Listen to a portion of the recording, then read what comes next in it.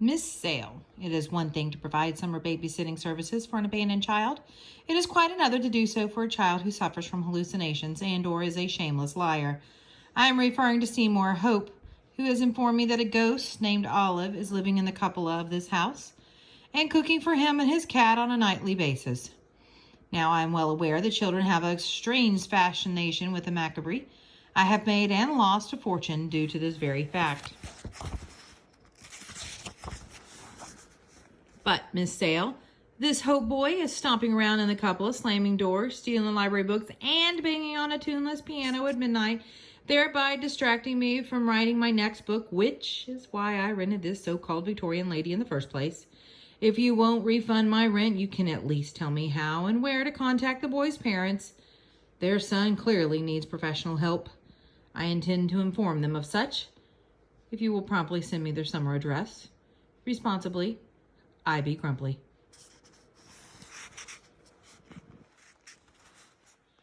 Dear Mr. Grumpley, I do have an address for Les and Diane Hope.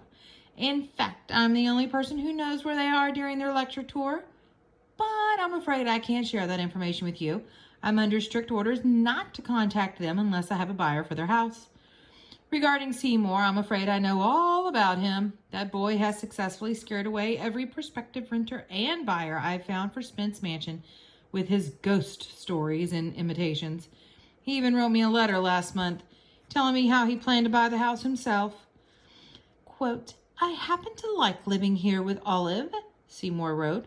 I'm the only person who can see her, but only when she wants to be seen, which isn't all that often. Olive likes her privacy, and she doesn't like people who try to make money off her like my parents wanted to do. Of course, Seymour needs professional help, but I'm afraid I can't share his parents' summer address with you, unless you're interested in buying Spence Mansion. If so, I'd be happy to put you in touch with Les and Diane Hope. If it's any comfort, there's no need to worry about a ghost in Spence Mansion. Les and Diane Hope are world-famous professors of the paranormal. They bought the house at 43 Old Cemetery Road, actually hoping to find a ghost, but couldn't. What they discovered instead was that their son was even more delusional than they thought. Now, can you understand why Professor Les and Diane Hope didn't want their son to go to Europe with them? He's a very sick boy, and his silly shenanigans threaten to undermine his parents' research findings, not to mention my ability to sell Spence Mansion. Sincerely, Anita Sale. P.S. How's the book coming along? I hope it's not unlucky to write the 13th book in a series. Me? Oh, Miss Sale.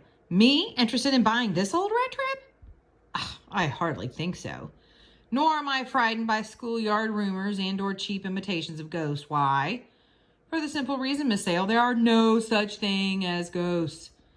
Your staggering unwillingness to be of assistance isn't matched only by your stultifying ignorance. I.B. Grumpley. P.S. Only illiterate imbeciles such as yourself believe in black magic and unlucky numbers. For your information, and despite the abysmal conditions under which I am working, the book is coming along just fine. I shall resume my work on it as soon as I post this letter. He's always just getting ready to work on it, isn't he? Oh, here's the book again. Chapter 1. Let's see if he's changed it. The house was old and creaky. Had he known exactly how old and creaky, Bartholomew Brown would never have rented it for the summer. But rented he had, and so the famous ghost detective proposed to make the best of it. He decided the situation called for a nice meal in a fine dining establishment. He hadn't eaten since very early in the day, and his appetite was keen. Nobody relished the anticipation of a good meal like Bartholomew Brown. But just as he reached for his hat and linen jacket, a mongrel cat crept in his room with a baked chicken thigh, dripping with cream sauce dangling from its feral jaws. Bartholomew Brown's appetite evaporated. This, he sighed, could be a very long summer. Thursday, June 26th. My sentiments exactly, but it's still boring. Your book, I mean. I read it while you were taking a walk. Olive. Seymour, you little twit. How dare you call my work in progress boring? And And what are you doing in my room? If you continue to violate the established house rules, I shall have to punish you. Oh, very clever. Slamming doors again, are we? While playing the piano? I believe I know a young boy who needs a spanking. On my way to the 3rd floor, Ivy Grumply. If you lay one hand on that boy, you will regret it. Olive. Gads. I'm writing this from the hospital. Don't worry. The emergency has passed and I'm still alive, if somewhat shaken. It was the strangest thing. On Thursday night of last week at approximately 7 o'clock, I was marching down the 2nd floor hallway on my way to talk some sense in the form of a little spanking into my 11-year-old housemate when a crystal chandelier came crashing down from the ceiling. It missed me, but only by a matter of inches. I couldn't avoid stepping on several shards of glass which punctured my Italian slippers. Hence the 4 stitches in my left foot and 6 stitches in my right. But here's the oddest part. Minutes before this happened, the boy who's still trying to scare me with his ghost imitations slipped a note under my door telling me that I would regret laying as much as one hand on him. That is, I think it was the boy. I didn't actually see him slip the note under my door, or even write it, for that matter. If I didn't know better, I might think... Never mind. This whole situation is completely preposterous, and yes, I intend to weave it all into the book if I can just get a little peace and quiet so that I can write. No need to respond to those letter gads. I just needed someone to talk to. I feel better already. I shall be back at work on the book as soon as I am released from the hospital. With confidence and only a slight limp, Ignatius. There he is. Hi, Olive. Nice job getting rid of Mr. Grumply. Seymour. This is Mr. Grumply on his last day here. Gotta change hands here. Hold on.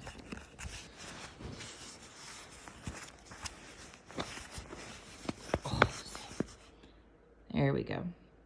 Dear Seymour, I'm not finished with Ignatius B. Grumply. I'm having far too much fun with this one. Plus, I'm reading his diary. It's much better than his dreary little ghost tamer book he's trying to write. But never mind that.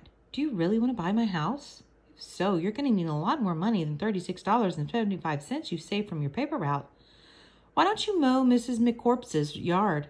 I'd do it myself, but what would people say if they saw a lawnmower barreling around a yard by itself? Being invisible is frightfully convenient, but it does have its drawbacks.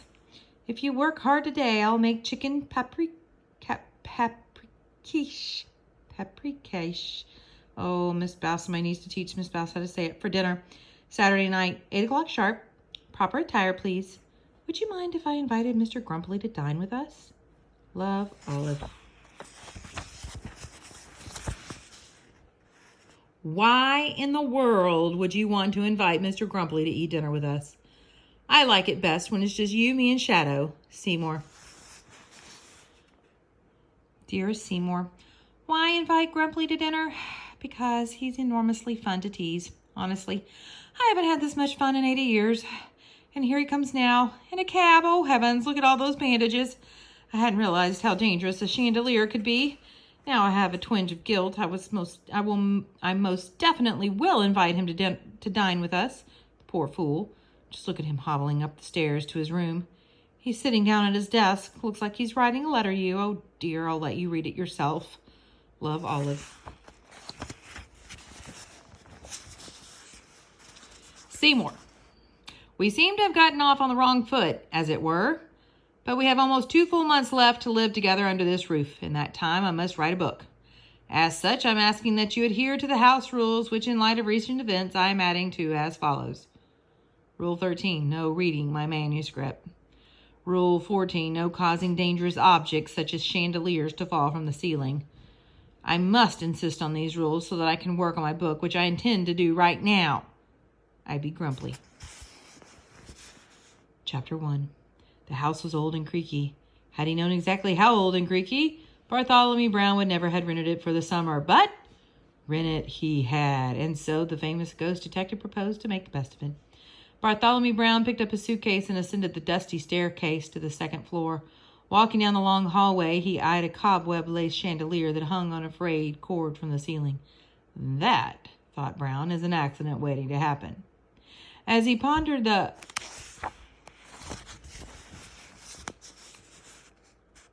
you fell asleep at your computer. I hope you don't mind that I carried you to bed and tucked you in. And about the chandelier, I apologize. It's been a long time since I've tackled something quite so dramatic. I'm afraid I'm a little rusty. Well, you would be too if you were 190 years old. There's her age, everybody. Olive's age, 190 years old. Now, about this book of yours, you have a decent start. Setup. Our main character is the author of a dull little series of children's books about a ghost tamer named Bartholomew Brown. This character is under contract to write a 13th book in the series, but he's stuck, both creatively and personally. He goes to a place full of dramatic possibility, a Victorian mansion. Complications. Once he arrives, the author discovers that an 11-year-old boy will be sharing the house with him for the summer. The house is haunted by a real ghost who happens to be a better writer than our main character, even if she has a short temper. Again, sorry about the chandelier. But don't you see, Ignatius? Therein lies our conflict, which is at the heart of any good story. Now, as I see it, the setting and relationships must connect, the mood must change.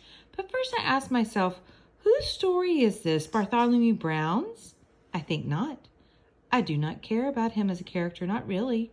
He's too flat, too stiff, completely unbelievable.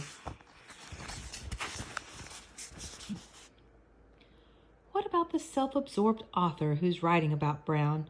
Does this story involve him? Maybe. Or is it the glamorous ghost story? And where does the boy fit in? All mildly interesting, but not as intriguing as this. What will it take for our main character, the crotchety old writer, to believe in the ghost? Would an encounter help? Let's just have a lovely dinner on Saturday night, shall we? You know, Ignatius, if you ever bothered to get to know an actual ghost, you'd realize that we can't be tamed like a dolphin or a circus lion. Just trying to be helpful. Olive, P.S. Oh, and happy Independence Day. Apologies in advance if I awaken you by shooting a few fireworks off the roof. Change hands again. Hold on. Seymour, you are a clever boy. Of that there is no doubt, and I give you credit for trying to run me out of this house with your ghost imitations. But the very notion of you reading my work in progress and shooting fireworks off the roof all night long while I'm trying to sleep is intolerable. I'm calling the police right now. Ivy Grumpley. You silly man. There's no phone service in this house. By your choice, remember? Now be a good sport. Join us for dinner tonight, 8 o'clock sharp. I'm making chicken paprich. If I can scare up the ingredients in a recipe. From the cupola, Olive. I'm going to stop right there.